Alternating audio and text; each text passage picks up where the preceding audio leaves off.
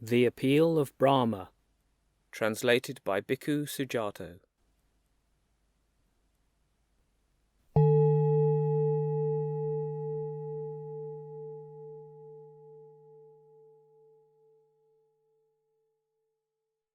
So I have heard. At one time, when he was first awakened, the Buddha was staying near Uruvela, at the root of the goatherd's banyan tree on the bank of the Naranjara river. Then, as he was in private retreat, this thought came to his mind. This principle, I have discovered, is deep, hard to see, hard to understand, peaceful, sublime, beyond the scope of reason, subtle, comprehensible to the astute. But people like attachment, they love it and enjoy it. It's hard for them to see this thing that is specific conditionality, dependent origination. It's also hard for them to see this thing that is the stilling of all activities, the letting go of all attachments, the ending of craving, fading away, cessation, extinguishment. And if I were to teach this principle, others might not understand me, which would be wearying and troublesome for me. And then these verses, which were neither supernaturally inspired nor learned before in the past, occurred to the Buddha. I've struggled hard to realize this, enough with trying to explain it. This principle is not easily understood by those mired in greed and hate. Those caught up in greed can't see what's subtle, going against the stream, deep, hard to see and very fine, for they're shrouded in a mass of darkness. And as the Buddha reflected like this, his mind inclined to remaining passive, not to teaching the Dhamma. Then Brahma Sahampati, knowing what the Buddha was thinking, thought, "Oh my goodness, the world will be lost, the world will perish.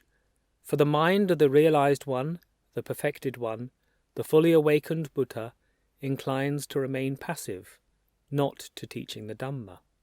Then, as easily as a strong person would extend or contract their arm, he vanished from the Brahma realm and reappeared in front of the Buddha.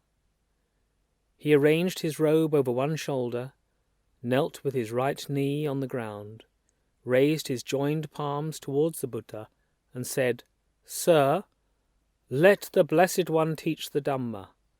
Let the Holy One teach the Dhamma. There are beings with little dust in their eyes. They're in decline because they haven't heard the teaching. There will be those who understand the teaching." This is what Brahma Sahampati said. Then he went on to say, "Among the Magadhans there appeared in the past an impure teaching, thought up by those still stained. Fling open the door to the deathless. Let them hear the teaching the stainless one discovered. Standing high on a rocky mountain, you can see the people all around. In just the same way, all-seer, wise one, ascend the palace built of Dhamma. You're free of sorrow, but look at these people, overwhelmed with sorrow, oppressed by rebirth and old age. Rise, hero, victor in battle, leader of the caravan. Wander the world without obligation. Let the Blessed One teach the Dhamma. There will be those who understand." Then the Buddha, understanding Brahma's invitation, surveyed the world with the eye of a Buddha, because of his compassion for sentient beings. And the Buddha saw sentient beings with little dust in their eyes, and some with much dust in their eyes, with keen faculties and with weak faculties, with good qualities and with bad qualities, easy to teach and hard to teach. And some of them lived, seeing the danger in the flaw to do with the next world, while others did not. It's like a pool with blue water lilies, or pink or white lotuses. Some of them sprout and grow in the water without rising above it, thriving under water. Some of them sprout and grow in the water, reaching the water's surface. and some of them sprout and grow in the water, but rise up above the water and stand with no water clinging to them. In the same way, the Buddha saw sentient beings with little dust in their eyes, and some with much dust in their eyes, with keen faculties and with weak faculties, with good qualities and with bad qualities, easy to teach and hard to teach. And some of them lived seeing the danger in the flaw to do with the next world, while others did not. When he had seen this, he replied in verse to Brahma Sahampati, "Flung open are the doors to the deathless. Let those with ears to hear decide their faith.